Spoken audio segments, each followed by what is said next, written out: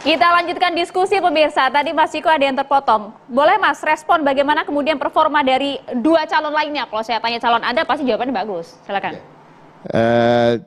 Saya justru gini, kalau kita bicara Gus Imin ya, saya berkata pada teman-teman yang justru kita harus waspadai ini kelincahan dan kelihayan Gus Imin ya sebelum memasuki debat ya. Nah, ini salah satu yang kedua, tapi juga memang tidak boleh kita mengunderestimate terlalu jauh terhadap Gibran dan memang dia diuntungkan masuk ke dalam arena sebagai underdog. Orang kalau underdog itu ekspektasinya kan nggak tinggi. Nah, bahwa kalau Gibran tampil biasa aja, dia akan dianggap tampil di atas rata-rata. Apalagi kalau dia tampil dinilai umpamanya 6,5 aja. 6,5 bisa dinilai 9 tuh. Iya kan? Nah, kebetulan dia tampil saya rasa di 5,5 kemarin gitu. Tapi 5,5 itu 5 itu hanya untuk penampilan dan gaya komunikasi. Substansi setengah. 5 Mas, padahal berbagai hasil survei dari performa debat kemarin Gibran nomor 1. Ya kan itu yang menilai awam ya kan, orang-orang yang mungkin tidak mengetahui tentang substansi soal ekonomi dan lain-lain. Kalau kita bicara substansi, jujur aja, saya bisa mengatakan di atas 50% bahkan hingga 70% apa yang disampaikan Gibran itu tidak sesuai dengan kenyataan. Contoh kita konkret. Bicara soal ICOR, dia menyebut dalam angka presentasi, padahal ICOR itu tidak dinilai dengan presentasi melainkan angka satuan. Nah, kita menyebut soal hilirisasi digital, bahwa itu term yang betul-betul sesuatu yang dia ciptakan. Karena tidak ada kata-kata hilirisasi digital, dan itu dicoba untuk diperbaiki oleh Budiman Sujatmiko di berbagai media setelah itu. Tapi juga salah, Budiman mengatakan ya maksudnya dia adalah hilirisasi perangkat komputer misalnya. Enggak gitu, itu artinya hilirisasi industri manufaktur perangkat komputer gitu. Nah, ini enggak ada kata-kata hilirisasi digital. Nah, yang lainnya juga ketika dia bicara soal SGIE ya kan, kita juga lihat bahwa sebenarnya dia nggak paham SGIE itu apa, dan itu menjadi catatan karena dia ketika membaca, dia baca SGI itu apa? Gitu. Apa salahnya sih, hanya Mas? untuk nggak masalah itu strategi debat. Nah, justru ini yang saya mau angkat adalah ada kesuksesan dari tim komunikasi yang mentrain Gibran pada malam itu. Ya kan dia ingin tampil confident dan itu cukup berhasil.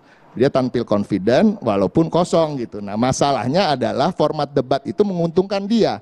Format debat ini adalah format debat yang menurut saya kalau kita lihat, perhatikan, siapapun who has the last say, siapa yang mengatakan sesuatu terakhir dan nggak bisa disanggah lagi, itu dianggap suatu kebenaran. Dan Gibran beberapa kali mendapat kesempatan itu ketika dia bicara soal, ditanya kedua kalinya soal infrastruktur sosial. Yang dia sebutkan dengan PD-nya di akhir itu dia bilang, tadi sudah saya jelaskan, nanti saya jelaskan lagi deh, gitu ya. Nah, itu kata-kata awal itu menunjukkan seakan-akan dia percaya diri dan apa yang disampaikan benar, padahal salah. Yang dia sampaikan makan gratis itu adalah infrastruktur sosial, padahal bukan. Makan gratis adalah jaring pengaman sosial, sama dengan bansos. Infrastruktur sosial adalah pembangunan sekolah yang berkaitan dengan pendidikan maupun kesehatan dan hal-hal yang menunjang sosial di masyarakat. Nah, ini yang masyarakat awam tidak mengetahui, dan itulah mereka yang mengikuti survei-survei setelah itu. Gitu. Jadi yang hanya dilihat adalah penampilan dia seakan menguasai panggung. Nah, kita kasih angka 8 lah untuk yang training dia. Tapi untuk Gibrannya? Gibrannya 5 tetap di. Jadi itu kan pandangan saya dan pandangan dari TPN. Dan tadi saya ulangi lagi bahwa TPN meyakini bahwa Gibran tidak curang, tidak ada yang feeding dia, karena itu tadi penampilannya nggak istimewa kok. Oke, itu versi Mas Ciko ya. Kalau Bang Jazilul seperti apa? Sepakat nggak? Begini, debat yang kemarin digelar ini tentu bagian dari proses demokrasi yang sebenarnya di Indonesia sedang sakit. Jadi kita nyebut hilirisasi digital dan lain-lain, ternyata yang terjadi hilirisasi politik. Di mana kemudian cawapres nomor 2 itu di situ ada bapaknya, ada adiknya, ada kakaknya, itu hilirisasi politik. Dan itu tidak baik buat kultur demokrasi. Nah, waktu di debat kemarin menurut saya ini bukan soal bully-membuli, tetapi kemudian muncul kritisisme dari masyarakat. Dua hal. Pertama soal teknis yang disampaikan oleh Pak Roy dan lain-lain, itu lebih banyak dominan orang membicarakan soal teknis. Mic-nya 3, lari ke depan, noleh kanan kiri, itu yang selalu dibahas. Tim pemenangan Anda juga mengomentari hal itu? Di masyarakat, ini masyarakat pada umumnya. Yang kedua dari sisi substansi. dari sisi substansi sebenarnya apa yang disampaikan oleh Gus Muhaimin atau Caimin mengenalkan satu istilah baru soal selepet. Selepetnomics. Ya, selepetnomics. Itu sesungguhnya menggunakan bahasa sederhana untuk mengatakan kita perlu bangun, kita perlu sadar, kita perlu perubahan di setiap lini. Nah, ini tidak mendapatkan pembahasan yang cukup serius. Tetapi yang dibahas justru Pak Roy Suryo yang kemudian menurut saya lebih baik KPU memanggil Pak Roy daripada menuduh, supaya dijelaskan apa yang Pak Roy sampaikan ke publik itu menimbulkan masalah di otak netizen dan anak-anak muda itu. Apakah mic yang digunakan oleh cawapres anak presiden berbeda dengan cawapres yang bukan anak presiden?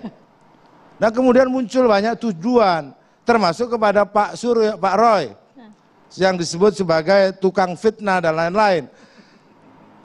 Ini sebenarnya bukan hal yang substansi yang kita bahas.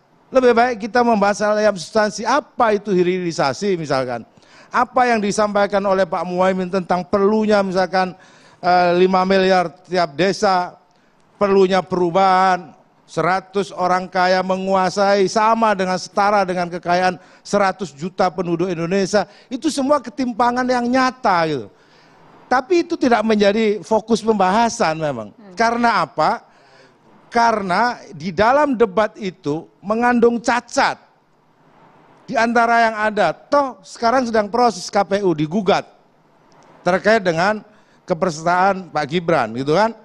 Nah, ini menurut saya menjadi soal di publik dan akan menimbulkan terus kecurigaan karena di dalam benak publik dan benak masyarakat Indonesia memang belum pernah terjadi dalam sejarah Indonesia. Ini sebenarnya kecurigaan publik. Oke. Tapi begini Bang, ini sebenarnya kecurigaan publik atau strategi untuk lawan politik? Seperti disampaikan Pak Habib, ini bukan hanya publik luar negeri seperti Al Jazeera yang disebut tadi yang memuji memang Pak Gibran, tapi mengatakan di situ dengan NB, Nepo Baby. Itu kan menghina akal sehat seluruh Indonesia sebenarnya. Oke. Kenapa itu Al Jazeera menggunakan kata-kata itu? Kenapa itu tidak digugat? Karena itu menghina akal sehat termasuk para budayawan dan Mbak Wiwi orang kampus, ketika Al Jazeera memberikan nama itu, untungnya dan itu tidak disingkat, disebutnya Nepo Baby. Kalau seandainya dia NB gitu aja mungkin nggak soal ya, karena orang bertanya itu. Nah, termasuk juga di debat yang dipertanyakan dan teknis soal singkatan dan lain. Bagi kami itu soal biasa aja dan Pak Mahfud ya sulit juga kalau ditanya soal CCS kan? Apa itu? Carbon Capture Storage. Apalagi itu diungkapkan, kalau disingkat lebih bingung lagi itu. CCS. Mungkin kalau CCS itu ya cawe-cawe Samsul. Nah, maksud saya apa? Kritisisme terhadap debat boleh dibuka seluas-luasnya kepada masyarakat agar menjadi pembelajaran. Jadi jangan usah ditutupi dan nggak usah menuduh terlalu ekstrim kepada orang misalnya seperti Pak Suryo. Atau nanti menuduh ekstrim kepada Pak Tejo kalau mengatakan, wah debatnya Jan. Gitu kan. Kemudian orang menghina, karena apa? Kita ini sudah terhina, dihina oleh Al Jazeera. Ini ada cawapres Nepo Baby. Tidak ada istilah itu selama perjalanan sejarah Indonesia. Baru kali ini. Tapi Anda melihat hal itu nggak? Apa? Tim Anda melihat hal yang sama tidak? Ya tentu, bukan hanya tim saya. Publik apalagi itu tim poinnya. kami Itu poinnya. Itu poinnya. Tim kami mengusung perubahan. Yang itu yang harus diselepet, kata Caimin. Itu yang harus diselepet. Oke, Bang Jazilul. Supaya sadar. Kalau gitu kita selepet lagi dari berbagai narasumber. Prof Wiwi belum berbicara, kemudian Mbak Tejo juga belum berbicara. Kita kasih kesempatan usai jeda ya sesaat lagi untuk Anda.